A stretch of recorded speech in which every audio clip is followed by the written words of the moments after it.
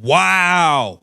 Just when we thought it was one way, it seems as though it may be another. Kevin Stefanski sent a bombshell of a message to Browns owner Jimmy Haslam. I'm done with you, not the other way around. We have to break this down. Welcome to Keep the Vision. Make sure you like, comment, subscribe, share the channel, hit that bell notification, and hype the video. Now, let's get right into things. I got some contents we got to get to. Now, we all, wrist up 12 time, we all want Kevin Stefanski fired. We feel he should be gone, even despite beating the Pittsburgh Steelers and stopping them from raising the AFC North championship crown on the Cleveland Browns field. We still believe he should be fired. Now, Kevin Stefanski was asked at the podium about his job security with Cleveland, and he did not take the layup. He did not say, hey, I'd love to be here. I want to be. He basically sent the message to owner Jimmy Haslam and said, I'm done with your ass. We have to get into this, man. Let's take a look here. What are we looking at on Monday? What is Monday going to look like? I have no idea at this point. I think every Give me the great Daryl Ryder guess on what Monday is going to look like. I think all scenarios are in play right now. I think everybody stays. I think everybody could go. I think Kevin could go. Half and half. Now, also keep in mind, we've heard Dan Orlovsky, who's on the same agency as Kevin Stefanski. We've heard him throwing things out there like, oh, man, Kevin Stefanski is going to be a hot commodity on the coaching carousel. There's going to be plenty of teams that would love to have him as the head coach. And this. It's not a coincidence that he had those things being put out there. Always remember that. None of these things get out by accident. Yeah. I'm not dodging How about the some question. Daryl dual lines? Why don't you give us some lines on Monday? Percentage, Kevin Stefanski's head coach.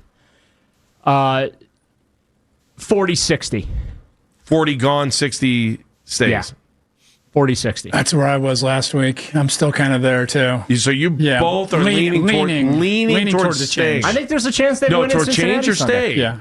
Towards change or stay. I was leaning towards change. You're leaning towards Stay. Interesting. Oh, I love it. Split the difference. I think Sunday matters. We've been saying that for 3 weeks now. I do think it matters. I think there's should it? I don't necessarily think so. I wanted to get your take, Daryl, on what you thought of Kevin's comment yesterday about his future. It was kind of like down the middle, but to him saying it's a privilege to have this job, and I do know he feels that way. But what were your thoughts on what he had to say? He blew the layup. Did you think? Yeah. What was the layup? The layup was, I love coach. Uh-oh. He blew the layup. Did you think? Yeah. What was the layup? The layup was, I love coaching here. I love this team. I am here as long as ownership wishes me to be here. Like, wow. I think I understand what you're saying. So you said Tom. there was something there. There was something more being said there that wasn't. This is Kennedy Nixon, because Jeff and I were sitting here. We listened to it. You saw it. So in listening to it, we thought he made the right play. No, I think that there was an opportunity. He's had a couple of opportunities this year where he could have either stuck up for somebody, be it Andrew Berry or whatever. And he's just kind of just played it down the middle. Yeah. He tired of that.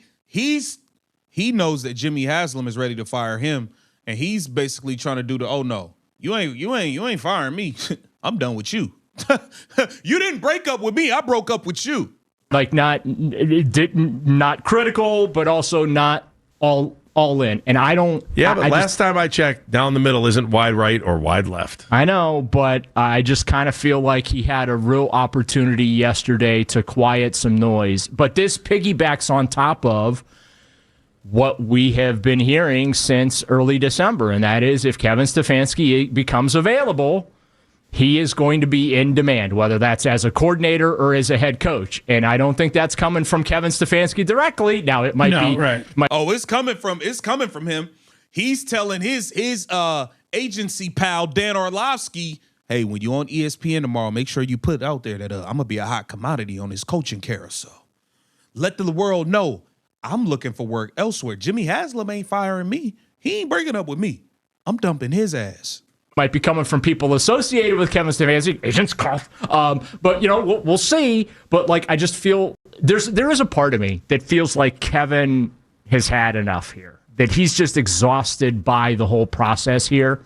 He's been through a lot in 6 years. Wouldn't you be? I mean, I don't know. I'm not criticizing Tom. I got The you. moment they told him that Joe Flacco was no longer in the quarterback room, I think that's where things went sideways. Yeah, I mean, this 6 years. That's just this year too, by the way. Yeah, just this year. Yeah. Yeah, I mean, this 6 years has felt like a decade. Yeah. And I don't mean that. That's not me taking shots at Kevin. I got you. Yeah. It's just that's just the way this franchise operates. And so there is a big part of me that just thinks Kevin's had enough. If he stays, great. If he goes, you know what? Thank God I can start fresh somewhere else. This team is fighting, and I know that they should, right? These guys got jobs, and they're trying to put out good tape. They're young guys. It's a young locker room, whatever. But what does that say to you, though, Daryl? The way they've played, even the last couple of weeks. I mean, they took the Bills to the wire, right?